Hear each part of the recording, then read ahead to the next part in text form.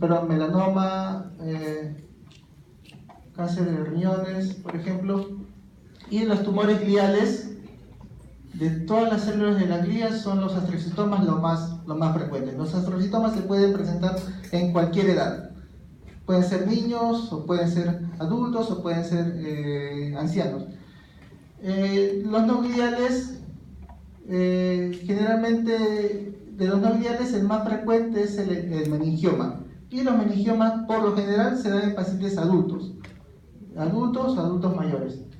Y la metástasis, obviamente, ¿no? Sospechar un primario o un secundario en un paciente pediátrico, bien raro, ¿no? Un niño que tenga metástasis cerebral es muy raro. Más si encontramos un tumor cerebral en un paciente pediátrico, lo que vamos a sospechar más que el primario sea en el cerebro, ¿no? Que no sea secundario. En cambio, si vemos un paciente adulto con una lesión en parénquima cerebral, más probablemente que esta lesión sea secundaria, ¿no? Sea una metástasis, y el plan de trabajo en este paciente debería ser encontrar dónde está el tumor, ¿no? Lo que yo les dije, ¿no? Los gliales tenemos este grupo y los más frecuentes son el astrocitoma, ¿no? Y los no gliales, de los que el más frecuente les dije que es el meningioma.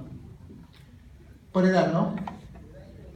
Al astrocitoma a cualquier edad.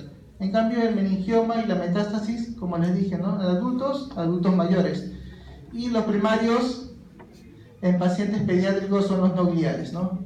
Tenemos el medulloblastoma, el papiloma epléxido coroideo, el craniofaringioma, que es un tipo de tumor supracelular.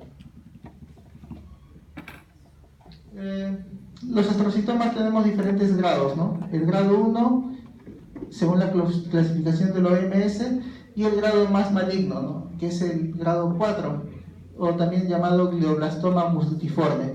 Lamentablemente, la mayoría de astrocitomas en pacientes adultos empiezan ya como grado 4, son glioblastomas.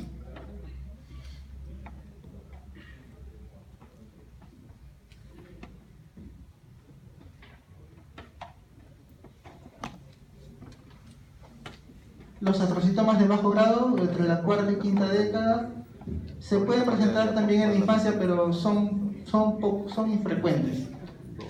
La localización puede ser frontal, parietal, temporal.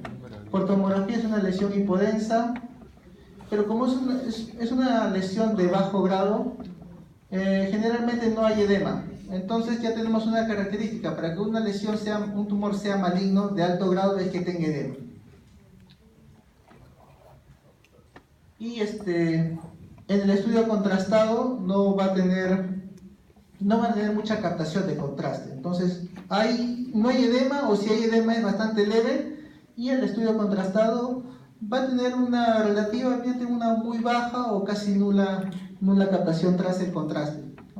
En el estudio de pacientes oncológicos, todas las tomografías que nosotros hacemos son con contraste, ¿ya? Todo lo que es tumor, descarte de patología oncológica, los estudios deben de ser contrastados. Miren, una lesión en una mujer de 58 años, vemos un área de menor densidad, ¿no? Y en el estudio contrastado no varía de forma significativa, ¿no?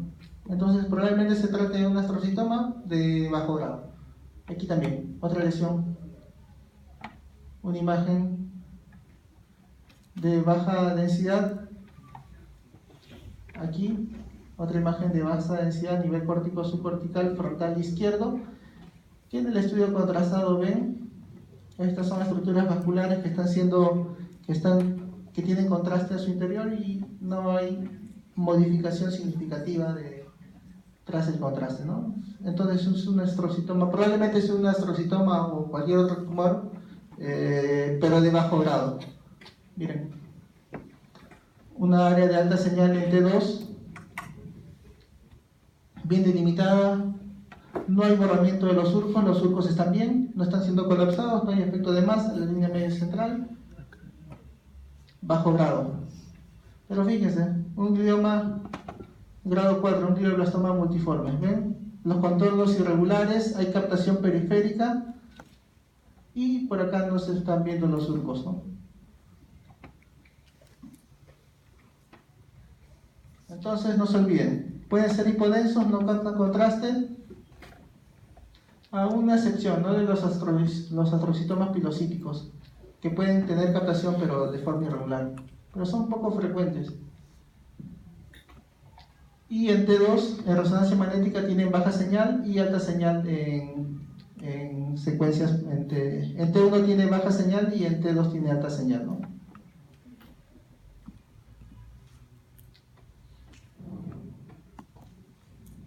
Un paciente que empezó con una tumoración aparentemente por imágenes de bajo grado, no se sometió a cirugía y este astrocitoma de bajo grado evolucionó a un glioblastoma multiforme, ¿no? Estamos viendo acá estudio en secuencia T1 con contraste y en cortes sagitales vemos, esta es la tumoración, todo lo de alta señal es captación de contraste y lo de baja señal es edema.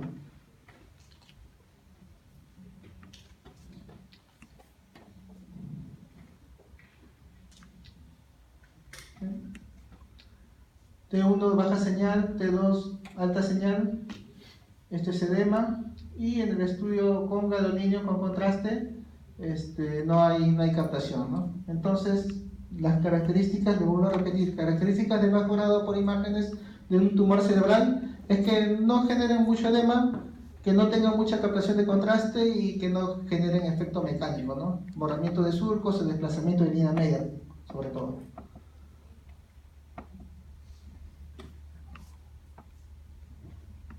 Otra lesión parecida, ¿no? De bajo grado, hipodenso en T1 e hiperdenso y de baja señal en T1 y alta señal en T2. No hay captación significativa en los estudios contrastados. Pero fíjense, una lesión de aspecto ya maligno, con bordes irregulares, captación de contraste. Aquí hay, este es el T1 con contraste, ¿ven? Este es el área de captación de contraste y atravesando el cuerpo calloso. La parte posterior del cuerpo calloso es un tumor infiltrativo, está cruzando la línea media. Y este fenómeno de un glioblastoma, cuando atraviesa la línea media, se llama gliomatosis cerebri. Ese es el término, gliomatosis, el fenómeno de invadir el otro hemisferio a través del cuerpo calloso es un fenómeno de gliomatosis. Un área de baja señal, extensa y con ávida captación de contraste, ¿no? Ese es un glioblastoma. Entonces ya fácil, ¿no? Distinguir o etiquetar una lesión de bajo grado o de alto grado por imágenes.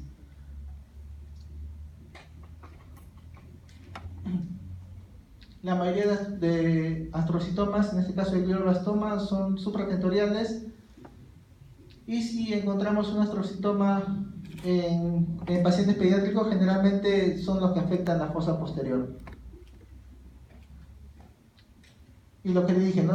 Más agresivos son cuando atraviesan la línea media y empiezan a invadir el hemisferio contralateral, ¿no? Genera efecto mecánico, colapsa los ventrículos, desplaza la línea media, puede invadir las meninges y raramente sea multifocal. O sea, multifocal quiere decir de que tenga lesiones satélites, ¿no? Generalmente la gliomatosis cerebri es por extensión propia del tumor. No es que este tumor haya disparado para otra porción del hemisferio contralateral. Ese es el término multifocal. Una lesión, captación irregular a nivel temporal izquierdo, ¿no? Las calcificaciones son infrecuentes, ¿no? Pueden tener, pero no es lo típico. No es lo típico que este tumor tenga calcificaciones. Edema sí va a tener. Puede tener diferentes densidades, no puede tener aspecto heterogéneo. Y si tiene lesión por tomografía, si vemos focos de menor densidad, eso puede ser necrosis. Entonces se agrega un término más, ¿no? Que esta lesión tenga focos de necrosis. Eso también le da carácter maligno. Y la captación es heterogénea, ¿no? Heterogénea, anular, o gruesa y irregular. Son diferentes tipos de captación. Miren, una captación gruesa e irregular, ¿no?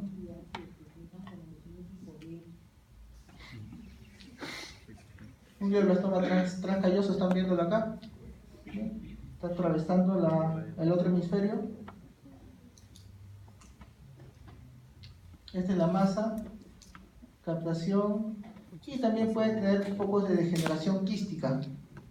Puede tener componente mixto, puede tener componente sólido y componente de señal líquido. Esa es característica de degeneración quística.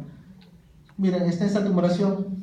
Una extensa tumoración acá a nivel del temporoparietal izquierdo, todo este es edema, ese es el tumor captador de contraste y también está afectando los ganglios basales.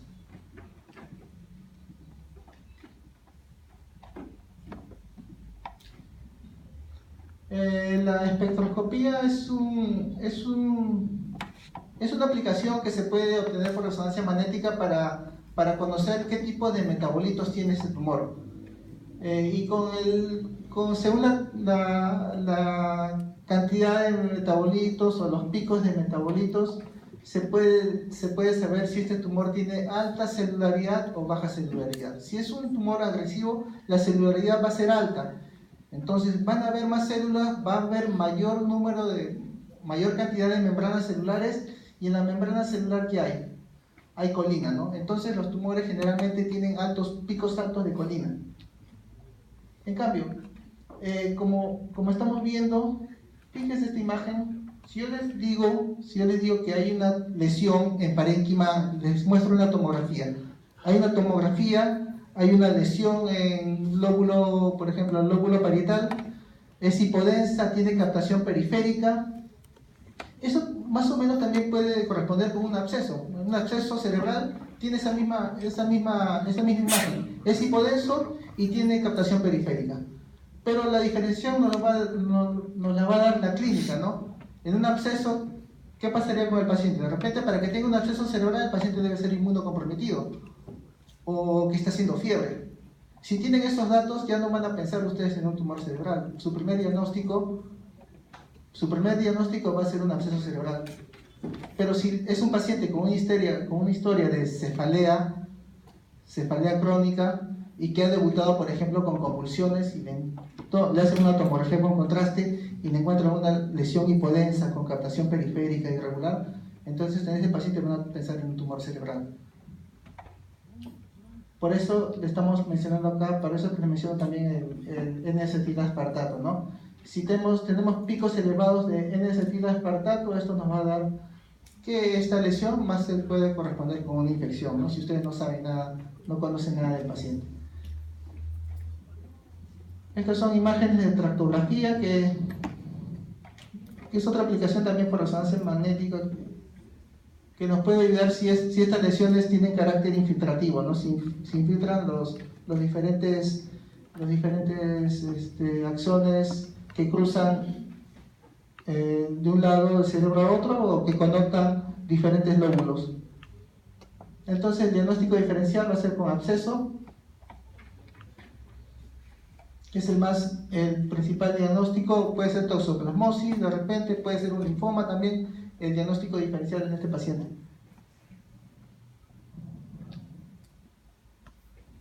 Miren, glioblastoma y una imagen de un absceso. ¿Ven? Es de baja señal, pero en este caso tiene un componente sólido en su interior, ¿no? Es un tumor mixto, sólido, con componente líquido, y como les dije, ¿no? Como su principal diagnóstico diferencial es un absceso, lo que les mencioné, la historia clínica y los antecedentes del paciente, el cuadro clínico nos va a orientar más a qué diagnóstico principal nos enfoquemos, ¿no? Toxoplasmosis también. Miren, imágenes por toxoplasmosis. Afectan generalmente los ganglios basales, tiene captación nodular o también pueden tener captación periférica en el estudio con contraste. Los oligodendroliomas son otros tumores que pueden afectar los lóbulos frontales, pueden ser lóbulos temporales, pero la característica, digamos, más frecuente es que tengan calcificaciones. Si vemos un tumor con calcificaciones a nivel frontal o a nivel parietal, el principal diagnóstico que ensayemos va a ser un oligodendrolioma. La mayoría son supratentoriales, son de crecimiento lento y de comportamiento benigno, pero también pueden degenerar hacia cuadros de malignidad, ¿no? Vemos una área de edema con focos de calcificación, y en el estudio con contraste vemos toda esta es la captación. Este es el estudio no contrastado y este es el estudio contrastado. Vemos aquí hay una mayor atenuación porque acá el componente sólido del tumor está captando contraste. Miren, sin contraste hay extensas calcificaciones a nivel frontal, hay áreas de edema. Esto no es captación de contraste, esta es calcificación. Mira, este es sin contraste. Con contraste, algunas áreas han captado la parte más periférica del lóbulo frontal izquierdo, aquí lo estamos viendo, y la ventana ósea, ¿no? La ventana ósea que nos va a ayudar también para definir si es calcificación o no. Miren, este es hueso y esto es calcificación. Ejemplo de oligodendroliomas. Entonces, ya van viendo, ¿no? Los oligodendroliomas generalmente tienen calcificaciones. Pero si a ustedes le presentan una tumoración con pequeñas calcificaciones, no pueden descartar del todo un astrocitoma, porque los astrocitomas, como les dije, son los tumores más frecuentes. Y pueden tener calcificaciones.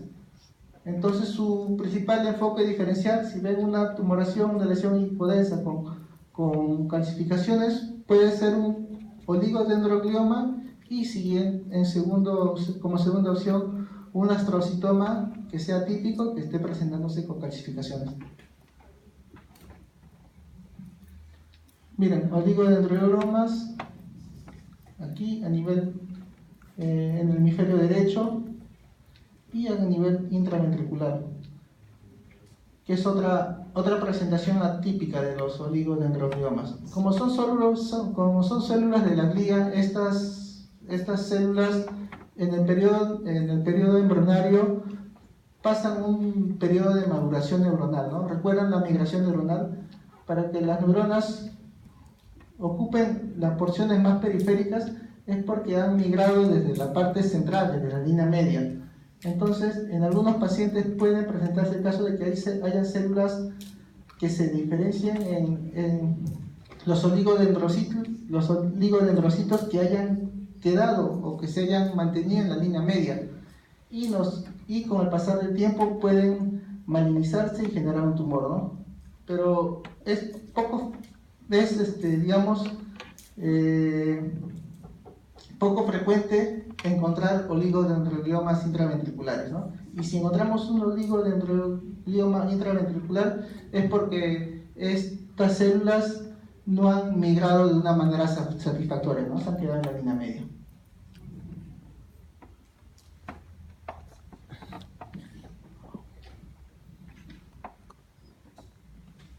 Otra tumoración a nivel frontal izquierdo con baja captación de contraste, ¿no? Eso es contraste. Aquí una tumoración con efecto de sangrado en casos de oligodendroliomas. El ependimoma son infrecuentes, la mayoría son infratentoriales y en su mayoría se presentan en pacientes pediátricos o pacientes jóvenes, ¿no? Y si son supratentoriales son en pacientes adultos. Miren, y el ependimomas, bueno, son células ependimarias, y las células ependimarias cubren los ventrículos y el canal medular, ¿no? Y si cubren los ventrículos son tumores que van a tener localización intraventricular. ¿Ven? Una extensa tumoración captadora de contraste que está generando dilatación de los ventrículos supratentoriales.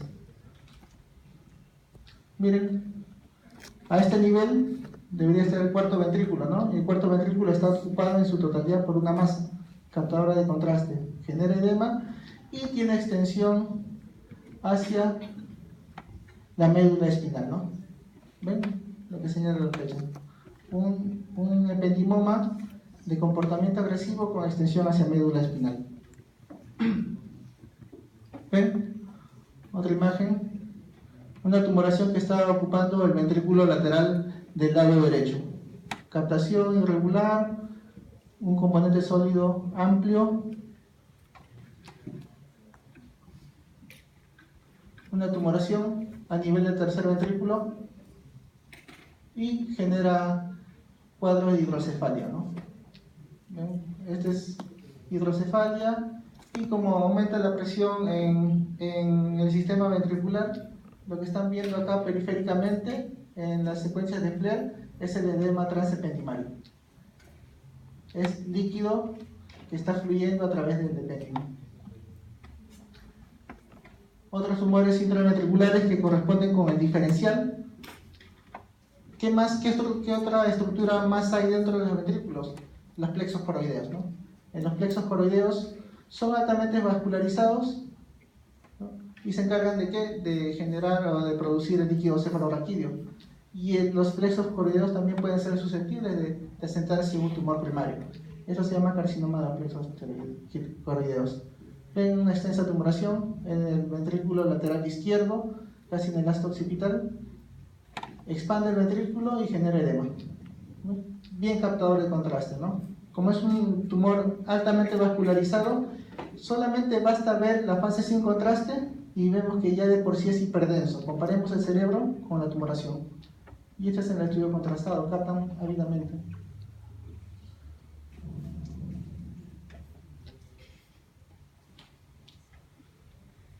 Y otras neoplasias que se pueden presentar son los meningiomas, ¿no? Los meningiomas intraventriculares.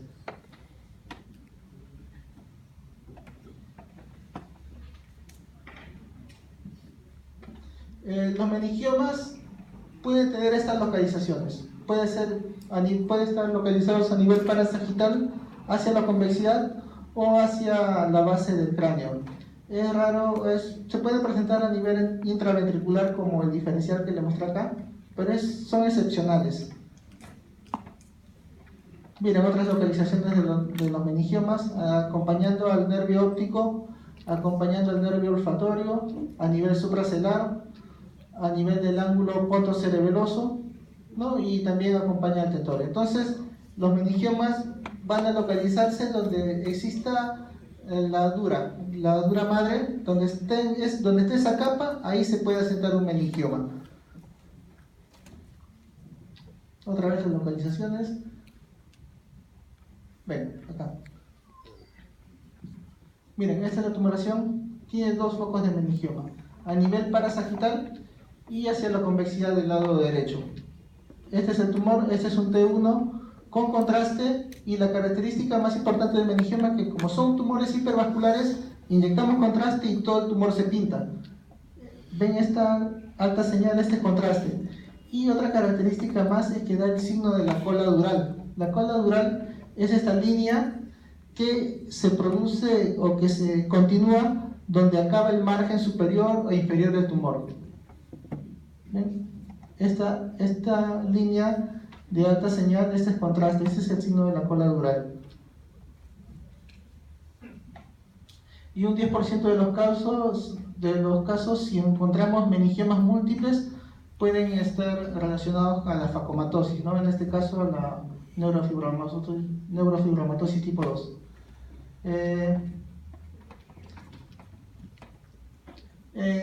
Dicen que el 15% de meningiomas se pueden ver por una placa de cráneo. Bien difícil, ¿eh? Es bien difícil, sobre todo cuando genera el fenómeno de remodelación ósea, el fenómeno de hiperostosis de la cortical, de la tabla interna. Aquí me imagino que en esta placa debe verse acá donde estamos viendo un área de mayor densidad en el hueso parietal. Si el paciente tiene el diagnóstico de un meningioma, entonces este es un fenómeno de hiperostosis, ¿no? Un engrosamiento de tipo reactivo a la cortical, donde está asentado el tumor.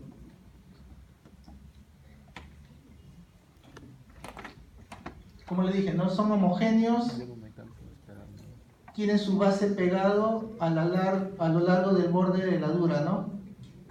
Y por eso dan el signo de la cola dural. Y sin contraste, sus unidades Hansfield son elevados. Miren, sin contraste tienen 60 a 70 unidades Hansfield. Eso es lo que indica la alta celularidad. Entonces, si es hipervascular ese tumor, va a tener alta celularidad y se va a ver de por sí en el estudio sin contraste como en el estudio sin contraste hiperdenso. No, aquí debe ser al revés, ¿ya? Pero fíjense cuál tiene mayor densidad, esto, ¿sí o no? Entonces, este estudio es el no contrastado, esta es la masa de alta densidad y esta es la masa captando contraste, ¿ya? Pero la captación, pueden ver, es homogénea, es una gran masa que está pegado hacia la convexidad del lado frontal derecha, ¿no? Y por sus dimensiones está desplazando la línea media y está generando edema cerebral. Entonces, cuando ustedes vean una tumoración así, pegada hacia una convexidad homogénea de alta densidad y que capta rápidamente contraste, están frente a un meningioma. Y es un tumor benigno, tiene buen pronóstico. El problema es cuando si los meningiomas tienen localizaciones más profundas, de repente si se localiza en fosa posterior, para que un neurocirujano entre a fosa posterior es bien complicado. O de repente si es un meningioma que está a nivel de la base del cráneo, por las cisternas supracelares, es bien complicado operar a esos niveles. El tumor de por sí tiene comportamiento benigno, pero si se somete a cirugía, la comorbilidad aumenta por el periodo postquirúrgico. Miren, a nivel de la línea media, la tumoración muy captadora de contraste. Y esta es la cola dural, ¿ven? Esta imagen que se prolonga. Este es lo característico del meningioma. Aquí ven esta tumoración, captadora de contraste, homogénea. Acá también otra tumoración altamente captadora de contraste y con signo de la cola dural.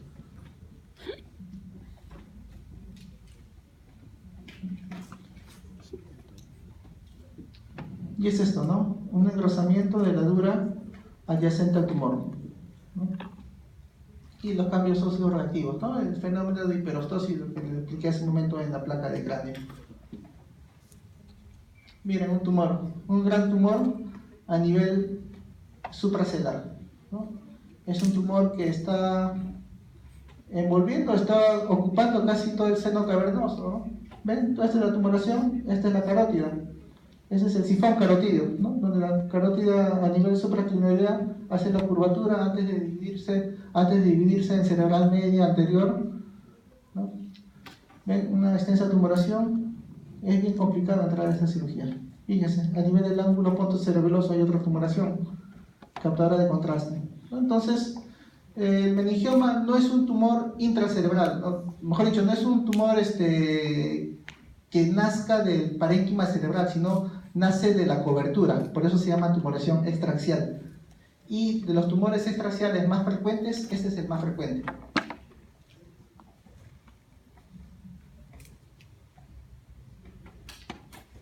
¿Existe meningioma maligno? Sí hay meningiomas malignos, ¿no? Los que son extensos, si es un meningioma que tiene área de necrosis, sí, es un meningioma de comportamiento atípico con alta probabilidad de malignidad, pero son bastante infrecuentes. Y de los no gliales, los tumores de los nervios, tenemos el schwannoma, neurofibroma y los tumores malignos de las vainas periféricas. Los schwannomas vestibulares, vamos a ver, ven acá, estamos a corte a nivel de fosa posterior, este es el tumor. Por acá, aquí es el nivel del orificio de la entrada del octavo par craneal, y el octavo par craneal, a nivel de su fosa hay una imagen de densidad partes blandas que capta ávidamente contraste, ¿no? De repente el paciente tiene un tema de dolor de oído o de repente un tema de síndrome vestibular. Y si sospecha un schwannoma, el mejor estudio para evaluar tumores de nervios craneales es resonancia magnética. Miren, identifica acá una imagen de densidad partes blandas y en el estudio contrastado capta, ¿no? Aquí también. Aquí también, a este nivel.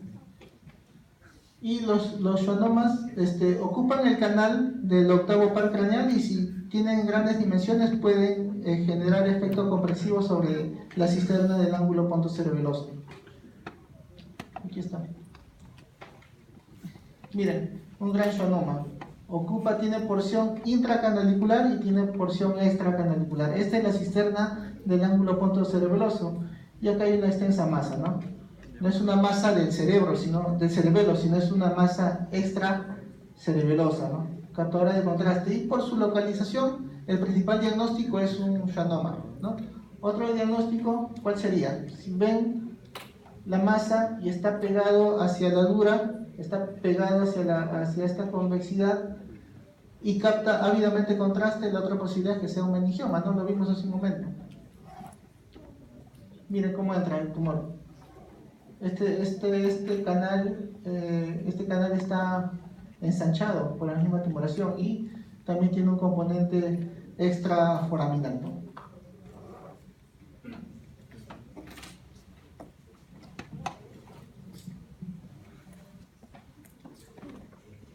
Miren, de una serie de metástasis cerebrales, el 40% fueron pulmonares, casi el 20% de mama, 10% de melanoma, células renales, ¿no?